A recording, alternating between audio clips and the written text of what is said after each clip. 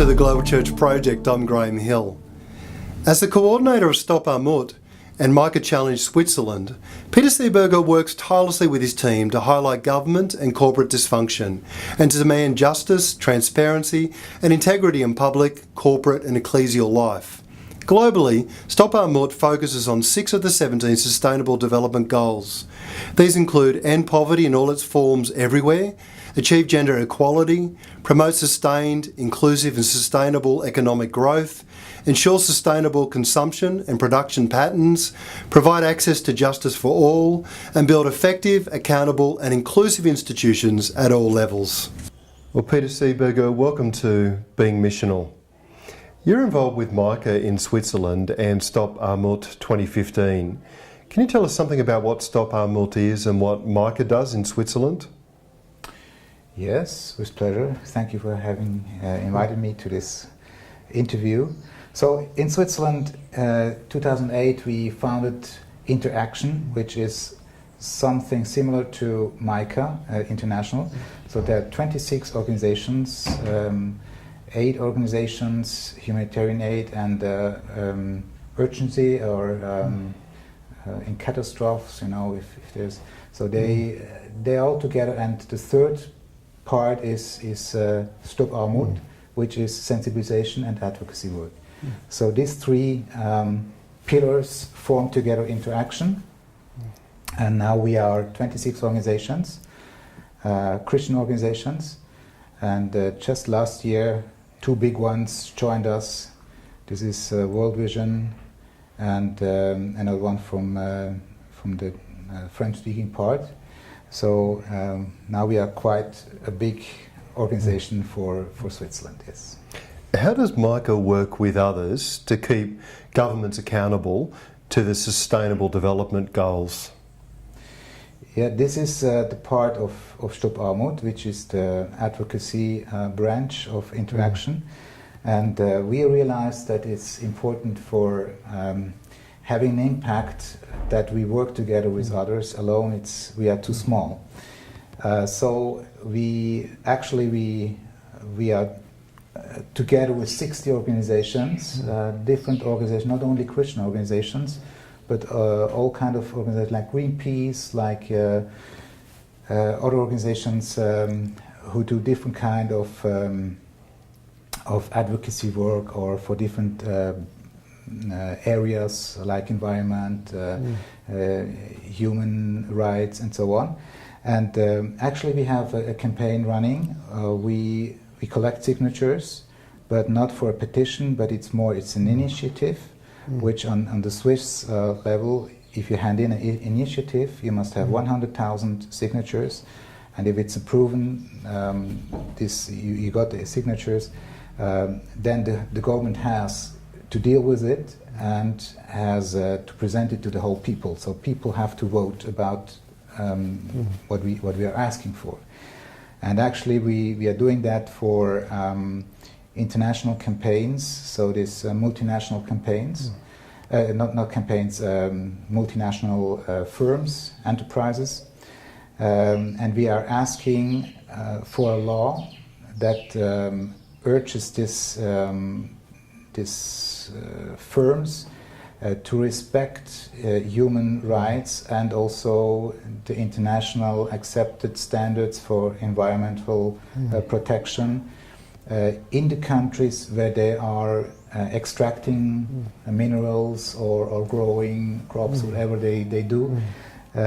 So this is very important that we can go through with this new law, and so we are working together to have this impact.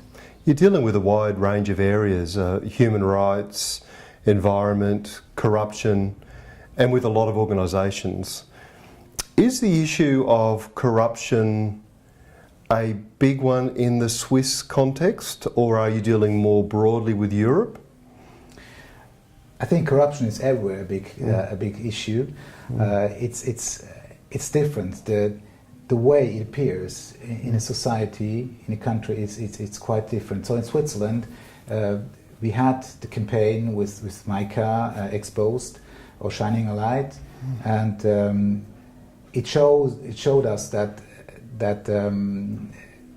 the problem in Switzerland is money, is the banks, and we need more transparency. And since 2-3 years, they're working hard on it, and there has been a tremendous change in the way banks make their deals. So many things that were possible 3-4 years ago are not possible anymore today.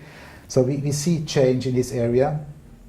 And of course also in sports, we had big problems with the FIFA, the UEFA. So the president of the FIFA is a Swiss guy, Sepp Blatter, and now he stepped down, or he said he will step down.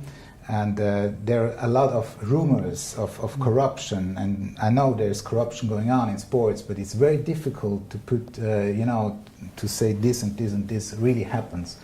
So corruption, yes, is a problem in Switzerland, even though we are figuring as a very clean country, a very high scale on the range from Transparency International. So it is a problem, but we have to deal it in a completely different way than, let's say, in a southern country where police is corrupt or politicians take money. This is rather seldom. It can happen in Switzerland, but it's not very common. What initiatives have arisen from Micah's partnership with Transparency International? We translated the book. In Switzerland we have Stückelberger, Professor Stückelberger, who is one of the head he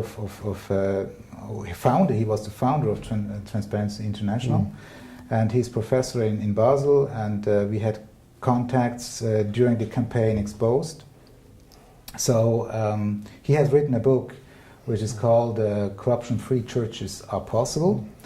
And we read this book, and we found that this is the point we have to go as a Christian campaign, to mobilize Christians and to encourage Christians and churches to be a model and to lead in these questions of corruption. So we translated his book from English into French. And then we distributed it in a large scale also in French-speaking Africa. And last year I went down to Benin and Burkina Faso, and we held 2 seminars with pastors and church leaders around the theme of corruption. So this was done also with the help of Transparency International. What does the Open for Service document call for? Yeah, this document calls for good governance, and it's a document showing the impact or the importance of the church, the role the church could or should play in the area of good governance. With 8 main points have been designed, like transparency, like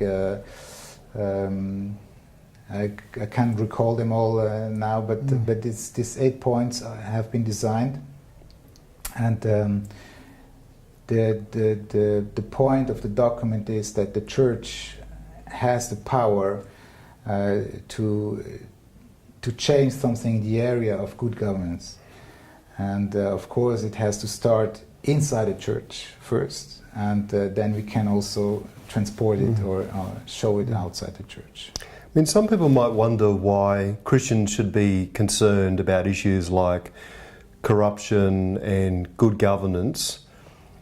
Why do you think that Christians should be concerned about change in these sorts of areas? Yeah, I think Christians are a power in the world, and they can influence also political processes, especially elections. I always find out if in a country is election time, so the politicians or the candidates, they are very open for suggestions, and they make promises. So if Christians can push politicians during these election times to make promises, where they have to come back afterwards when they are elected, to say, okay, you said before, maybe they should film this, get the document, clearly document to prove, he has said this, or sometimes they say it on the TV. So if Christians can come up and push politicians to make declarations in the area of good governance, so afterwards we can come and ask them to do what they promised. And I think this is here the Christians are real power.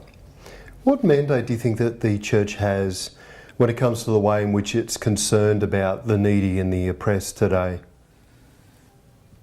I think the church has also a prophetic dimension or a prophetic task to accomplish in society, especially when it comes to touch the needy and the oppressed.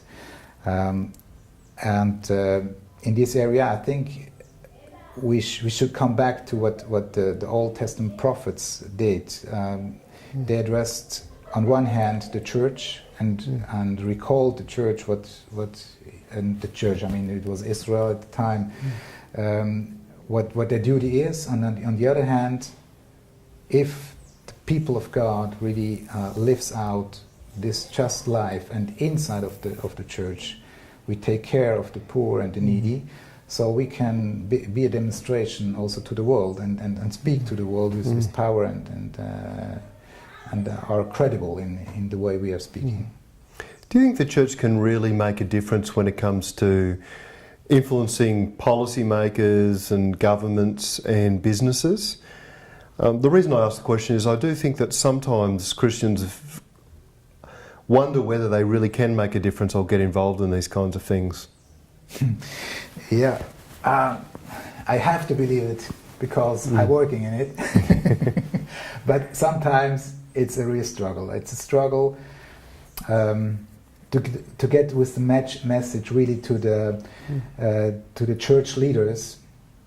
We experience that many people in the churches, they understand what we're speaking about when we are talking about social justice and so. But there are some forces who say you draw us away from the core elements of the gospel.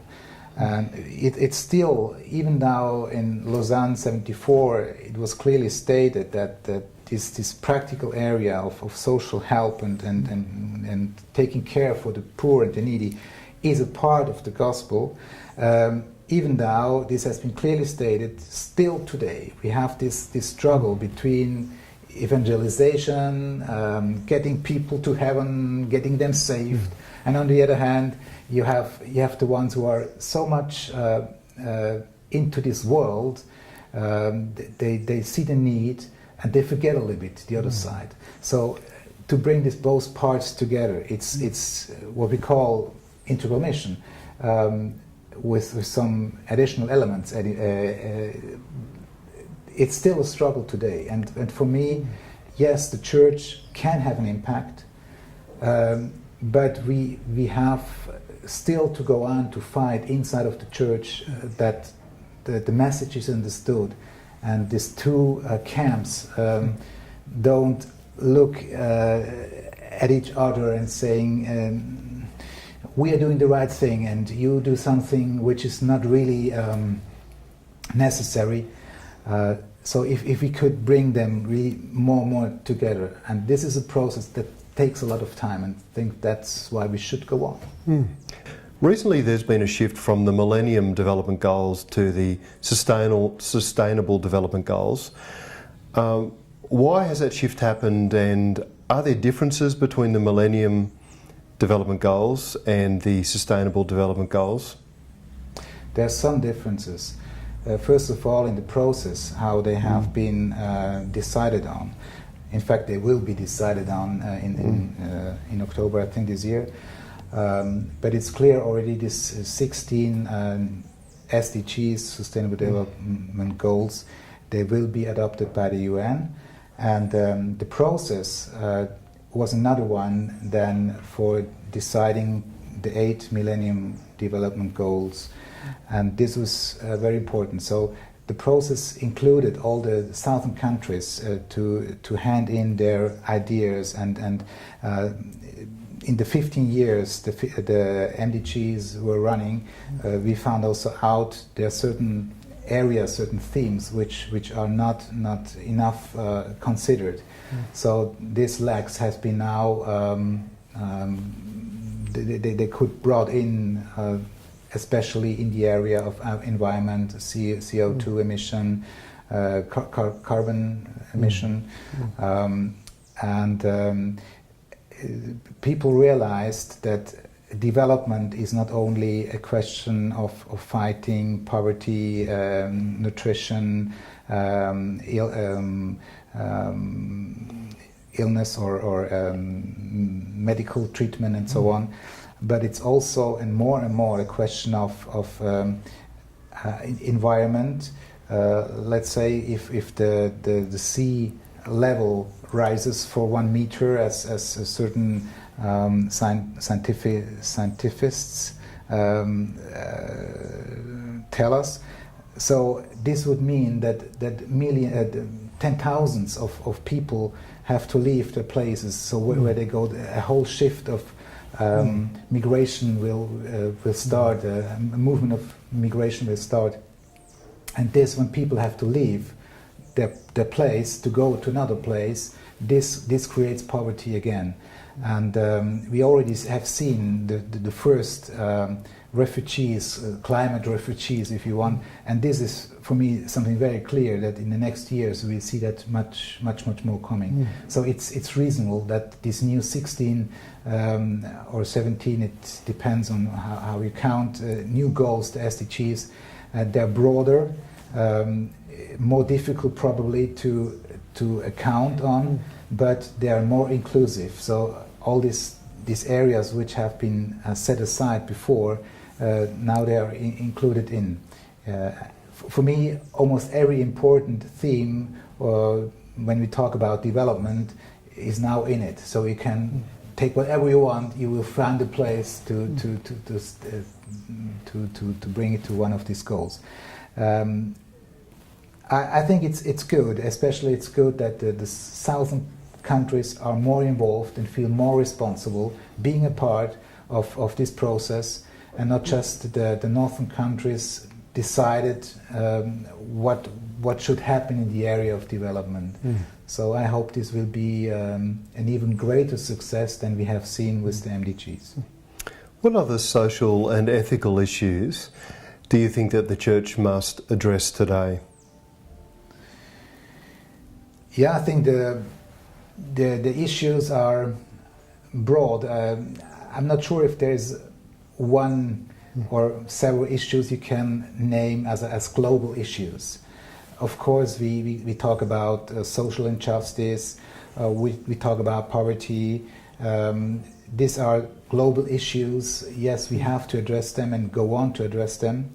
But I think it's much more a question of a nation, of a people, and we have to look at specific needs in areas and to address these needs. That's why it's important that organization like Micah is strong on its basis and not an intellectual head who defines many things, but in the countries, the roots, the basis, the constituency. This is important that they are strong, because they are the ones who address in their country, in their context, certain issues.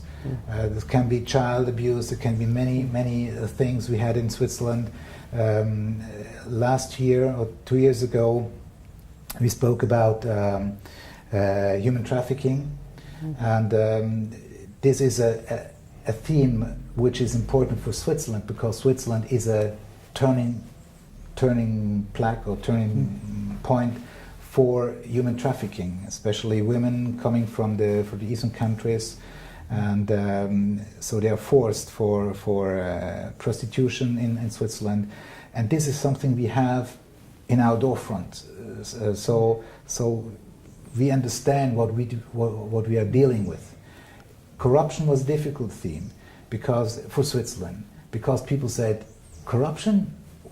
Where is corruption in Switzerland? Even as I said, there is corruption, but it's completely hidden, it's not so clearly seen.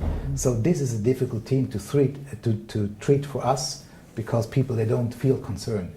But when we talk about things which happen in our front door, they are with us. It's more emotional, it's more, yes, we have to do something against that. So I think there are many themes, all themes of injustice the church should address, but it's different from one place to another.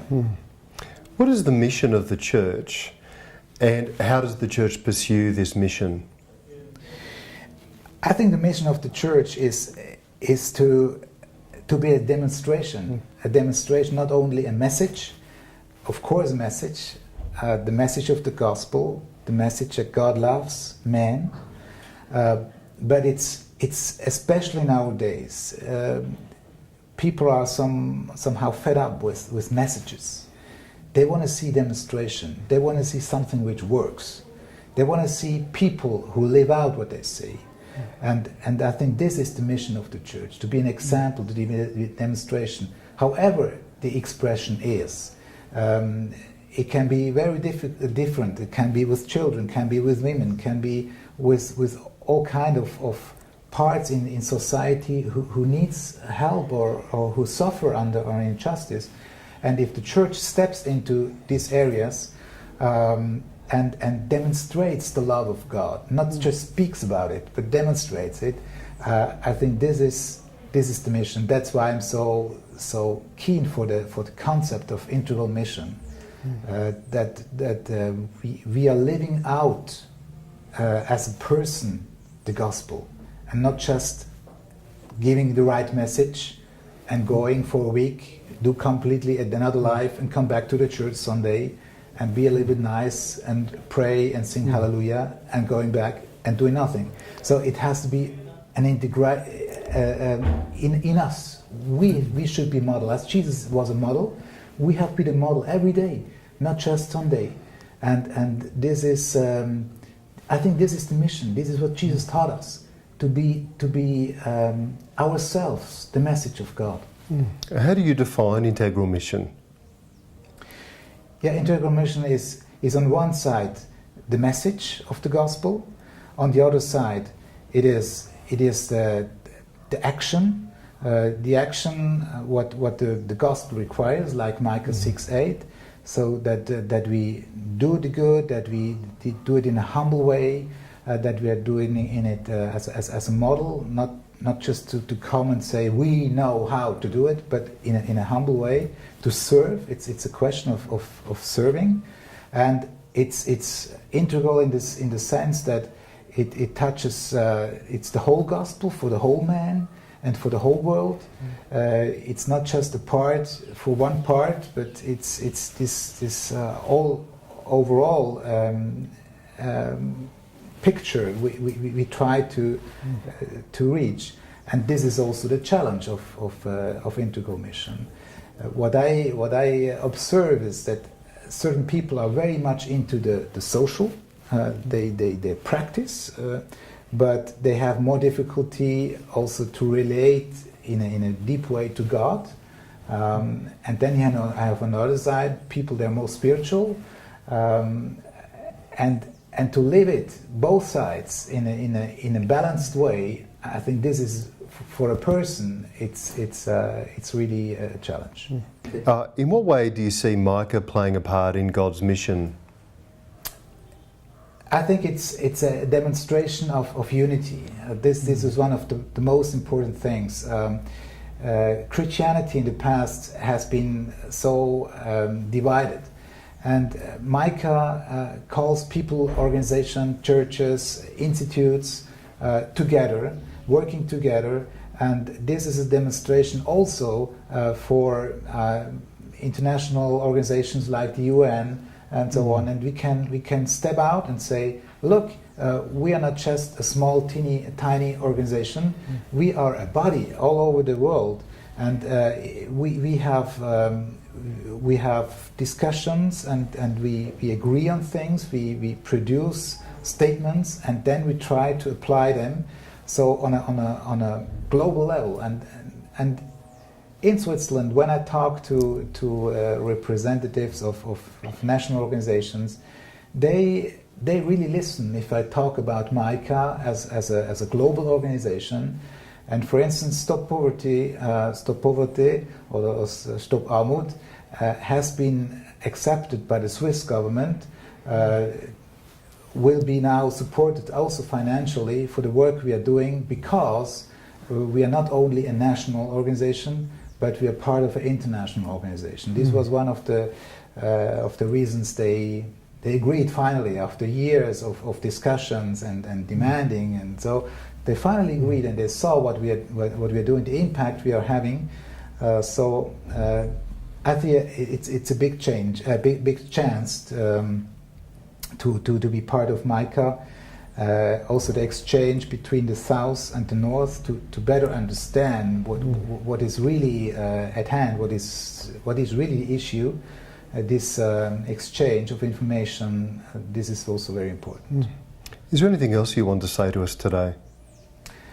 I'm thankful for this interview, and I hope that many others could join this body of Micah, either organizations, aid organizations, or institutions.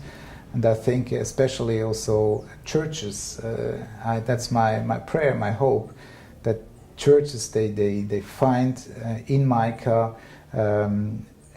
a realm, an area where they can connect and get inspired and also trained to do integral mission in their local context. Well, Peter Seeberger, thank you for joining us at Being Missional. It was a pleasure. Thank you. The Global Church Project is located at www.theglobalchurchproject.com.